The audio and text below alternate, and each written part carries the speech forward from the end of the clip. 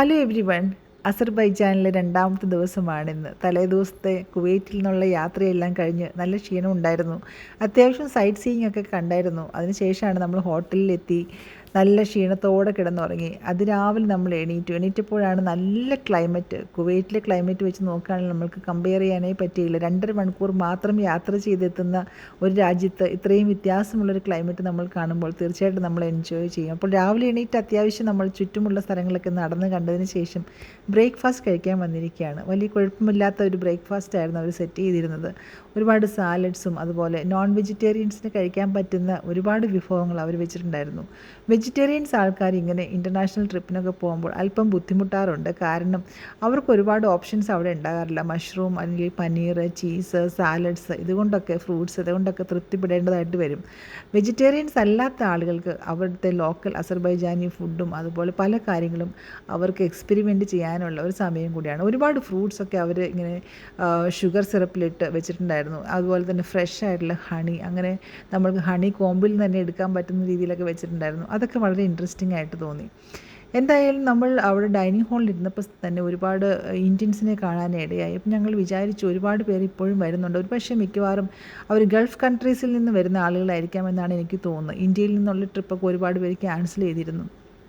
എന്തായാലും കുവൈറ്റിൽ നിന്നും വളരെ ദൂരെയല്ലാതെ നമുക്ക് പോകാൻ പറ്റുന്ന ഒരു സ്ഥലം തന്നെയാണ് അസർബൈജാൻ. അപ്പോൾ ഞങ്ങൾക്ക് ഈ ട്രിപ്പ് കൊണ്ട് മനസ്സിലായത് ഇപ്പോഴും ആളുകൾ ഗൾഫ് രാജ്യങ്ങളിൽ നിന്നും വിസിറ്റ് ചെയ്യാൻ ഒരുപക്ഷെ നേരത്തെ ബുക്ക് ചെയ്ത ആളുകളും അല്ലെങ്കിൽ ഇങ്ങനെ അടുത്ത് പോകാൻ താല്പര്യമുള്ള ആളുകൾക്കൊക്കെ പോകാൻ പറ്റിയ ഒരു സ്ഥലം തന്നെയാണ് അസർബൈജാൻ.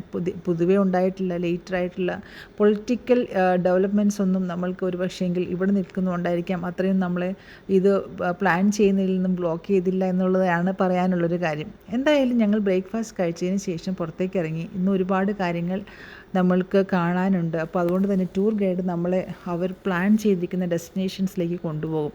അപ്പോൾ ഹോട്ടലിന് പുറത്തേക്ക് ഇറങ്ങുമ്പോൾ നമ്മൾക്ക് ഉള്ള ഒരു ഏരിയ ആണ്. ഞങ്ങൾ ഈ ഹോട്ടലിൽ ഒരു 3 ദിവസമാണ് താമസിച്ചത്. അപ്പോൾ നല്ല ചുറ്റും നോക്കുകയാണെങ്കിൽ നിങ്ങൾക്ക് കാണാം നല്ല വേറെ രീതിയിലുള്ള, ഞാൻ എപ്പോഴും പറയാറുള്ളത് പോലെ തന്നെ ഡിഫറെൻ്റ് ആയിട്ടുള്ള ഒരു ആംബിയൻസിലാണ് ഇവിടുത്തെ ബിൽഡിങ്ങുകളും കാര്യങ്ങളും അറ്റ്മോസ്ഫിയറൊക്കെ. ശരിക്കും വളരെ ക്ലീൻ ആയിട്ടുള്ള ഒരു ഏരിയ ആണെന്ന് തന്നെ പറയാം. അപ്പോൾ അങ്ങനെ യാത്ര ചെയ്ത് ഞങ്ങൾ പോകുന്ന ചിലപ്പോൾ ഒരു 1 മണി 2 മണി വരെയൊക്കെയാണ് ഇവരുടെ ടൂർ ഗൈഡ് ടൂർ പ്ലാൻ ചെയ്തിരിക്കുന്നത്. അപ്പോൾ ഓരോ വീടുകളും ഇതിൻ്റെ മേളിലെല്ലാം റെസിഡൻഷ്യൽ ഹോംസും താഴെ ബിസിനസ് കാര്യങ്ങളൊക്കെ ആണെന്നാണ് അദ്ദേഹം നമ്മളോട് പറഞ്ഞത്. ഓരോ കാര്യങ്ങളും പോകുന്ന സമയത്ത് അദ്ദേഹം നമ്മൾക്ക് എക്സ്പ്ലെയിൻ ചെയ്ത് തരുന്നുണ്ട്. അപ്പോൾ ഞങ്ങളുടെ ടൂർ ഗൈഡിന് അത്യാവശ്യം ലാംഗ്വേജ് അറിയാവുന്നതുകൊണ്ട് തന്നെ കമ്മ്യൂണിക്കേറ്റ് ചെയ്യുന്നതിന് വളരെ ബുദ്ധിമുട്ടൊന്നും ഉണ്ടായില്ല. അപ്പോൾ ബാക്കു എന്ന സിറ്റി, അതായത് അസർബൈജാൻ്റെ ക്യാപിറ്റലാണിത്. അദ്ദേഹം ഇവിടുത്തെ ഓരോ കാര്യങ്ങളും നമുക്ക് എക്സ്പ്ലെയിൻ ചെയ്ത് തരികയാണ്.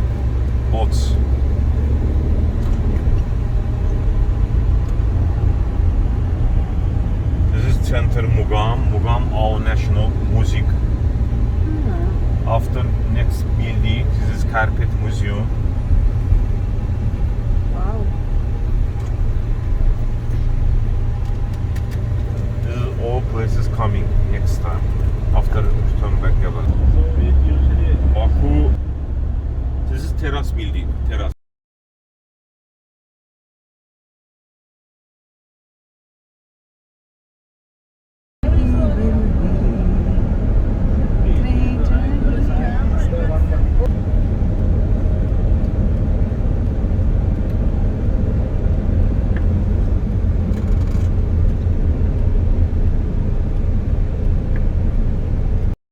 അങ്ങനെ നമ്മളുടെ ടൂർ ഗൈഡ് കുറേ കാര്യങ്ങളൊക്കെ എക്സ്പ്ലെയിൻ ചെയ്ത് നമുക്ക് തരുന്നുണ്ട്.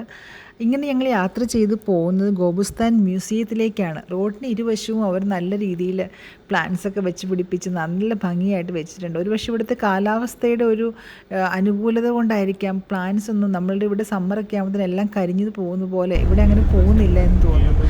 അതുകൊണ്ട് തന്നെ എല്ലാ സ്ട്രീറ്റും നന്നായിട്ട് മെയിൻറ്റെയിൻ ചെയ്യാനായിട്ട് അവർ ശ്രമിക്കുന്നുണ്ട്. ഞങ്ങളങ്ങനെ യാത്ര ചെയ്ത് ഇവിടുത്തെ മ്യൂസിയത്തിലേക്ക് എത്തി. ഒരുപാട് വർഷങ്ങൾ പഴക്കമുള്ള പല കാര്യങ്ങളും ഇവിടെ സൂക്ഷിച്ചിട്ടുണ്ട് എന്നാണ് അവർ പറഞ്ഞത്. നമ്മൾക്ക് ഇതിനെക്കുറിച്ച് വലിയ ജ്ഞാനമൊന്നും ഇല്ലെങ്കിലും ഇവിടെ എഴുതി വെച്ചിരിക്കുന്ന കാര്യങ്ങളൊക്കെ വായിച്ച് ഇതെന്താണെന്ന് മനസ്സിലാക്കാൻ നമ്മൾ ശ്രമിച്ചിരിക്കുകയാണ്. അപ്പോൾ പഴയ കാലത്തെ കാര്യങ്ങൾ, അതായത് ആളുകൾ അവരുടെ ജീവിത രീതി, അവരെങ്ങനെയാണ് അവർ ഓരോ കാര്യങ്ങൾ ഉപയോഗിച്ചുകൊണ്ടിരുന്നത്, അല്ലെങ്കിൽ അന്നത്തെ കാലത്തെ ആനിമൽസിൻ്റെ പല ഷേപ്പിലുള്ള കാര്യങ്ങളൊക്കെ അവരുണ്ടാക്കി വെച്ചിട്ടുണ്ടായിരുന്നു. അതൊക്കെ ഞാൻ നിങ്ങളെ ഏകദേശം ഒന്ന് കാണിക്കാം. പെട്ടെന്ന് നിങ്ങൾക്ക് ബോറടിക്കാതെ വളരെ പെട്ടെന്ന് തന്നെ തന്നെ ഈ കാഴ്ചകളിലേക്ക് നിങ്ങളെ കൊണ്ടുപോകാമെന്നാണ് ഞാൻ വിചാരിക്കുന്നത്. അപ്പോൾ ഇവിടെയൊന്നും ടൂർ ഗൈഡ് നമ്മളുടെ കൂടെ വരികയില്ല. ഇതൊക്കെ നമ്മൾ തന്നെ പോയി നമ്മൾ കണ്ട്, നമ്മൾ ഒരു വലിയ ഗ്രൂപ്പായിട്ടാണ് പോകുന്നതെങ്കിൽ ടൂർ ഗൈഡ് വന്ന് എല്ലാം എക്സ്പ്ലെയിൻ ചെയ്യും. ചില ടൂർ ഗൈഡ്സ് നമ്മളുടെ കൂടെ വന്ന് ഓരോരോ കാര്യങ്ങൾ എക്സ്പ്ലെയിൻ ചെയ്യുന്ന ആളുകളുണ്ട്. പക്ഷേ ഞങ്ങളുടെ ടൂർ ഗൈഡാണെങ്കിൽ ഞങ്ങളുടെ കൂടെ വരാതെ ഞങ്ങളിതെല്ലാം പോയി നോക്കുകയായിരുന്നു. ചെറിയൊരു ഡ്രോബാക്ക് ആയിട്ട് എനിക്ക് തോന്നി. പഴയ കാലത്ത് അവരെങ്ങനെയാണ് പാത്രങ്ങളൊക്കെ ഉണ്ടാക്കിക്കൊണ്ടിരുന്നത്, അതിനുപയോഗിച്ചുകൊണ്ടിരുന്ന ആയുധങ്ങൾ എന്നൊക്കെയാണ് ഇവിടെ ഓരോ കാര്യങ്ങളും വളരെ ഡീറ്റെയിൽഡ് ആയിട്ട് അവർ എക്സ്പ്ലെയിൻ ചെയ്ത് വെച്ചിട്ടുണ്ട്. നമ്മൾക്ക് ഞാൻ പറഞ്ഞപ്പോൾ തന്നെ ഇതിനെക്കുറിച്ച് കൂടുതലായിട്ട് അന്വേഷിച്ചൊക്കെ പോവുകയാണെങ്കിൽ തീർച്ചയായിട്ടും നമ്മുടെ നാട്ടിലെ അമ്മിക്കല്ലായിരിക്കും ഒരു പക്ഷേ അന്നത്തെ കാലത്ത് ഇവിടെ ഉപയോഗിച്ചുകൊണ്ടിരുന്നത്. അങ്ങനത്തെ പല കാര്യങ്ങളും നമ്മളുടെ നാട്ടിൽ ഇപ്പോഴും, അല്ലെങ്കിൽ ഒരു കുറച്ച് വർഷങ്ങൾക്ക് മുമ്പ് വരെ ഉപയോഗിച്ചിരുന്ന പല കാര്യങ്ങളും അവരിവിടെ ഇപ്പോൾ അതൊക്കെ വലിയ കാര്യമായിട്ട് ഡിസ്പ്ലേ ചെയ്തിട്ടുണ്ട്. ഒരു പഴയകാലത്ത് മൃഗത്തിൻ്റെ ഒരു സ്കെലിറ്റനാണ് അവിടെ വെച്ചിരിക്കുന്നത്. അപ്പോൾ ഇതെല്ലാം കാണാനായിട്ട് ചിലപ്പോൾ ഈ ആർക്കിയോളജിക്കലി ഒരുപാട് ഇൻട്രസ്റ്റ് ഉള്ള ആളുകൾക്കൊക്കെ ഇത് വളരെ വളരെ ഇൻട്രസ്റ്റിംഗ് ആയിട്ടുള്ള കാര്യങ്ങളായിരിക്കാം. അവിടെ ഇതിന് ശേഷം അവിടെ ഒരു വലിയൊരു പാറക്കൂട്ടം, ഒരുപാട്, അതായത് ഒരു 5000 മുതൽ 8000 വർഷം മുമ്പ് വരെ പഴക്കമുള്ള ആളുകൾ ജീവിച്ചിരുന്ന ജീവിത രീതികളും കാര്യങ്ങളൊക്കെ ഇവിടെ അവർ ആർക്കിയോളജിക്കൽ ആൾക്കാർ എക്സ്കവേറ്റ് ചെയ്ത് കണ്ടുപിടിച്ചിട്ടുണ്ട്. ആദിമകാലത്തെ ഒരു മനുഷ്യൻ്റെ രൂപമാണ് എന്നാണ് അവരിവിടെ പറഞ്ഞിരിക്കുന്നത്. എന്തായാലും നമ്മൾക്കിത് കാണുമ്പോൾ നമ്മളുടെ പൂർവികർ ഇങ്ങനെയായിരുന്നോ എന്ന് നമ്മൾ സംശയിച്ചു പോകാറുണ്ട്. എന്തായാലും വളരെ ഇൻട്രസ്റ്റിംഗ് ആയിട്ടുള്ള ഒരു സ്റ്റാച്യു പോലെ തന്നെയാണ് അവരുണ്ടാക്കി വെച്ചിരിക്കുന്നത്. അതിനെക്കുറിച്ചുള്ള വിശദീകരണങ്ങൾ അവർ ഓരോ സ്ഥലത്തും കൊടുക്കുന്നുണ്ട്. അപ്പോൾ ഇതിനെക്കുറിച്ച് അറിയാനൊക്കെ ആഗ്രഹമുള്ള ഒരുപാട് ആളുകൾ അവിടെ വരികയും അതിനെക്കുറിച്ച് എഴുതിയെടുക്കുന്നതും വീഡിയോ എടുക്കുന്നതും ഒക്കെ ഞാൻ കാണാനിടയായി. നമ്മളെ സംബന്ധിച്ച് ഇങ്ങനത്തെ ഇൻട്രസ്റ്റ് ഒരുപാടില്ലാത്ത ആളുകൾക്ക് ഒരു പക്ഷേ അത്ര ഇൻട്രസ്റ്റിംഗ് ആവാൻ സാധ്യതയില്ല. ഇതെല്ലാം, ഈ കല്ലുകളെല്ലാം ഇവിടെ ഞാൻ പറഞ്ഞ പോലെ തന്നെ നമ്മൾ അടുത്ത് വിസിറ്റ് ചെയ്യാൻ പോകുന്ന സ്ഥലത്ത് കണ്ടെത്തിയ റോക്ക് പെയിൻറ്റിങ്സ് ആണ്. ഇതൊക്കെ വളരെ ഡീപ്പായിട്ടാണ് അവർ ചെയ്തിരുന്നത് അന്നത്തെ കാലത്ത് എന്നാണ് ഇവർ പറയുന്നത്. ഇവിടെയൊക്കെ നോക്കുമ്പോൾ ഓരോ രീതിയിലുള്ള കാര്യങ്ങൾ അവർ ചെയ്തു വെച്ചിട്ടുണ്ട്. ഇതെല്ലാം അവിടുത്തെ പാറകളിൽ അവർ വരച്ച് വെച്ചിരുന്ന കാര്യങ്ങളാണ്. അന്നത്തെ കാലത്ത് ഒത്തിരി വർഷങ്ങൾക്ക് മുമ്പേ അവർ ചെയ്തിരുന്നൊരു കാര്യങ്ങളാണ്. പഴയ കാലത്തെ ജീവിത രീതികളാണ്. ഓരോ മനുഷ്യരും എങ്ങനെയാണ് ഈ റോക്കിലൊക്കെ ഇങ്ങനെ കാർവിങ് ചെയ്തത്, അതുപോലെ തന്നെ ഒരാളുടെ ശവസംസ്കാരം എങ്ങനെയാണ് നടത്തുന്നത് എന്നതിനെക്കുറിച്ചുള്ള അന്നത്തെ കാലത്തെ അവരുടെ ഓരോരോ ഇവർ കണ്ടെത്തിയ കാര്യങ്ങളിൽ നിന്നും അവർ മേക്ക് ഔട്ട് ചെയ്ത ഓരോ ഫൈൻഡിങ്സാണ് അവർ ഈ രീതിയിൽ അവർ ചെയ്ത് ഇവിടെ വെച്ചിരിക്കുന്നത്. അതിനെക്കുറിച്ചുള്ള എക്സ്പ്ലനേഷൻ അവിടെ കൊടുത്തിട്ടുണ്ട്.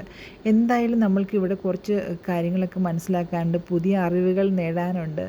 പല സ്ഥലത്തു നിന്നും കിട്ടിയ എല്ലുകളും കല്ലുകളും ഒക്കെയാണ്, മനുഷ്യൻ്റെ അസ്ഥികളൊക്കെയാണ് ഇവിടെ കൂടുതലായിട്ട് അവർ വെച്ചിരിക്കുന്നത്. ഇത് അങ്ങനത്തെ ഒരു മ്യൂസിയമാണ് ശരിക്കും. കാരണം ഇവിടെ അടുത്ത് തന്നെ ഒരു വലിയൊരു മൗണ്ടൻ, അതായത് റോക്ക് മൗണ്ടൻ ഉണ്ട്.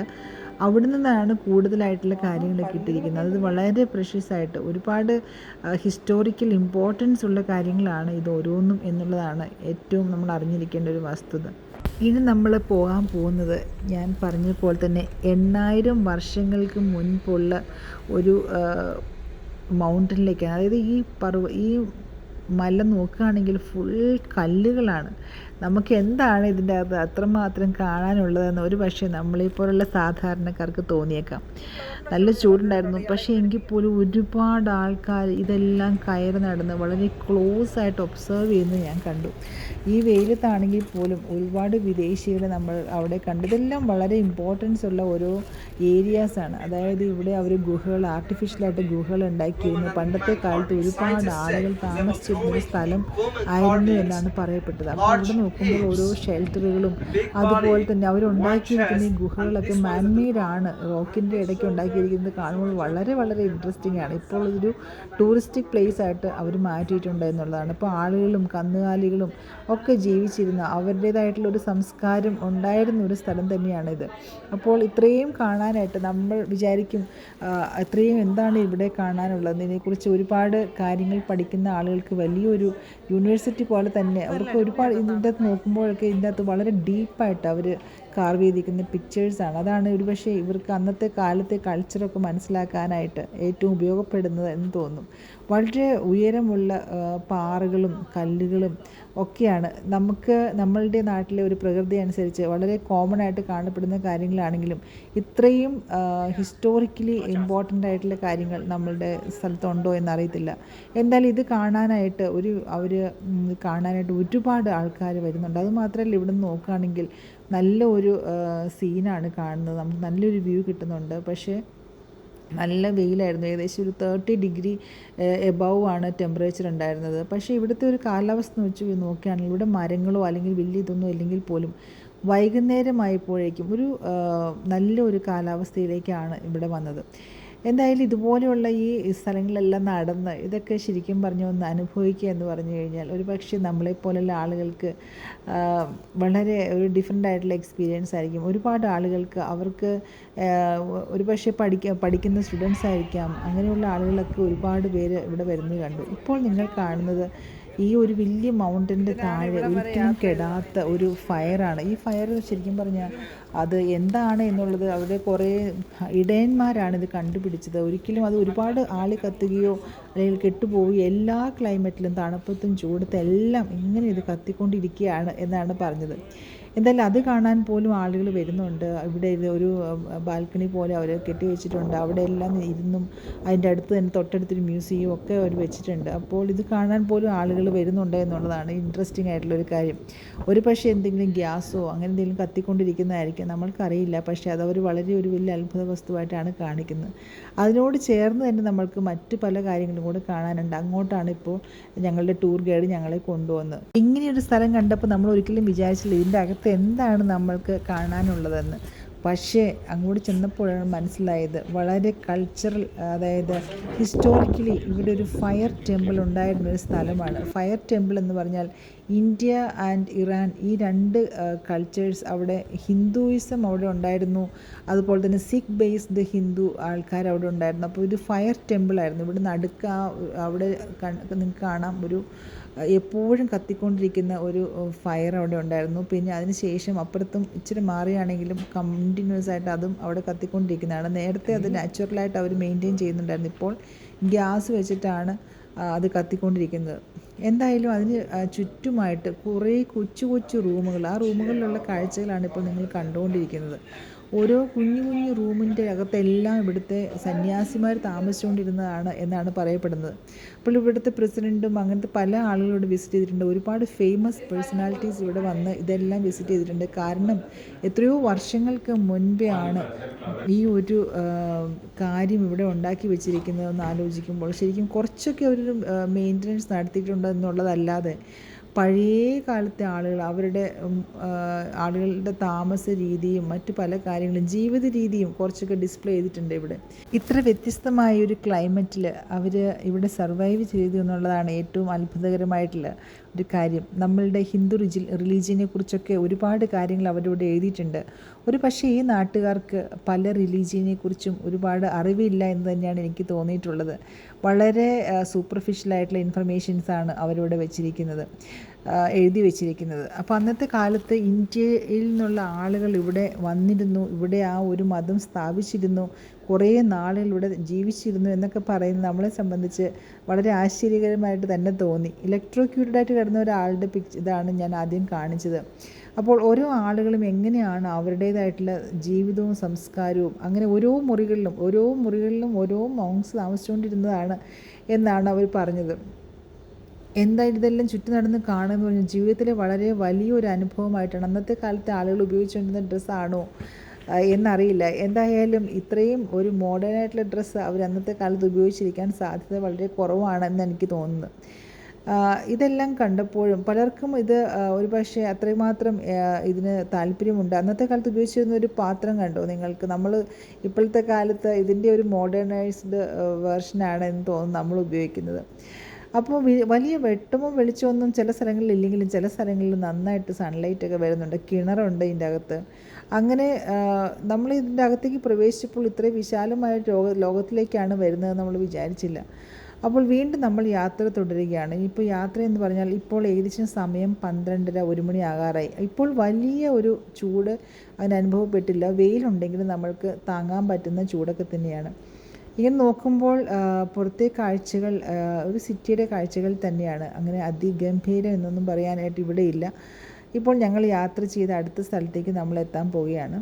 ഇനി നമ്മൾ പോകുന്നത് മഡ് വോൾക്കാനോ കാണാനാണ്. ഇങ്ങോട്ടും ഒരുപാട് ടൂറിസ്റ്റുകൾ വരുന്നുണ്ട്. ഇന്ത്യൻ ടൂറിസ്റ്റുമാർ ഒരുപാട് പേര് ഇവിടെ വരുന്നുണ്ട് എന്നാണ് പറഞ്ഞത്. ഇവിടെ കാണുന്നത് ഈ ചെറിയ ചെറിയ മൺകൂനകൾ നിങ്ങൾ കാണുന്നത് മഡിൻ്റെ, അതായത് വോൾക്കാനോ പോലെ ചെറുതായിട്ട് ഇറപ്ഷൻസ്, ചെളിയാണ് ശരിക്കും ഇറപ്റ്റഡായിട്ട് വരുന്നത്.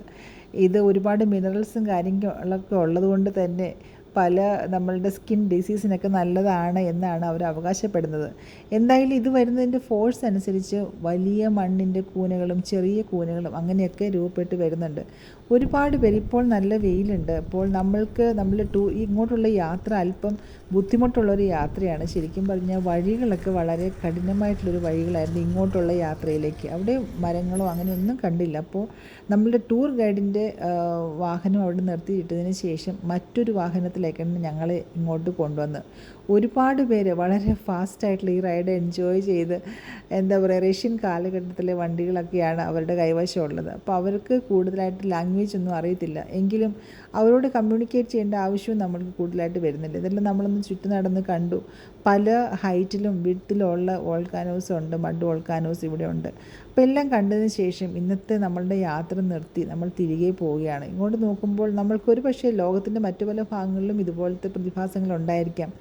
പക്ഷേ ഇത് കാണാനാണെങ്കിലും ആളുകൾ ഒരുപാട് വരുന്നുണ്ട് എന്നുള്ളതാണ് ഒരു യാഥാർത്ഥ്യം. ഇന്നത്തെ യാത്ര കഴിഞ്ഞ് ഇനി നമ്മൾ വൈകിട്ട് പോയി നമ്മളുടെ ഹോട്ടൽ റൂമിൽ റെസ്റ്റ് ചെയ്യുക എന്നുള്ളത് മാത്രമാണ് ഇന്നത്തെ പരിപാടി. എന്തായാലും ഇന്നത്തെ ദിവസം ഞങ്ങൾ എൻജോയ് ചെയ്തു. ഇത്രയും മ്യൂസിയവും അതുപോലെ തന്നെ ആ റോക്കും മറ്റു പല കാര്യങ്ങളും നമ്മൾ കാണുകയും പല കാര്യങ്ങളും മനസ്സിലാക്കി. ഇതിനിടയ്ക്ക് 1-2 ഡെസ്റ്റിനേഷൻസും കൂടെ പോയിരുന്നു. അവിടെ കൂടെ കാണിച്ചാൽ വീഡിയോ ഒരു പക്ഷേ വളരെ ലെങ്തി ആയി മാറും എന്നുള്ളതുകൊണ്ട് തന്നെയാണ് ഞാൻ അതൊന്നും കാണിക്കാതിരുന്നത്. Thank you for watching.